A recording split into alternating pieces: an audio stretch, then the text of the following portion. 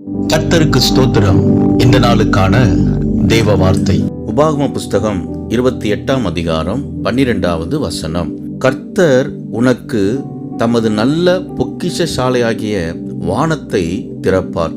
இந்த நாளின் தேவ வார்த்தையின்படி ஆண்டவராகிய இயேசு உங்களை ஆசீர்வதிப்பார்.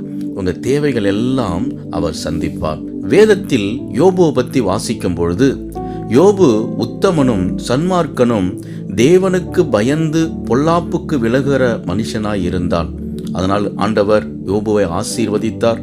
அவனுக்கு 7000 ஆடுகளும் 3000 ஒட்டகங்களும் 5000 ஏர் மாடுகளும் 500 கழுதுகளும் ஆகிய மிருக ஜீவன்கள் இருந்ததுமன்றி திரளான பணிவிடைக்காரர்கள் இருந்தார்கள்.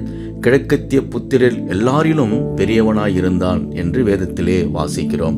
யோபு தேவனுக்கு பயந்து பொல்லாப்புக்கு விலகினபடியினால் கர்த்தர் அவனை ஆசீர்வதித்து உயர்த்தினார். அன்பானவர்களே, நீங்களும் ஆண்டவருக்கு முன்பாக பொல்லாப்புக்கு விலகி தேவனுக்கு பயந்து தாழ்மைப்படுங்கள், அவருக்கு கீழ்ப்படிந்திருங்கள். அவர் உங்களுக்கு தமது பொக்கிஷ சாலையை திறந்து உங்களை ஆசீர்வதிப்பார், உங்களை உயர்த்துவார். விசுவாசியுங்கள், மகிழ்ந்து களி கூறுங்கள். இயேசு உங்களை ஆசீர்வதிக்கிறார். ஆமேன்.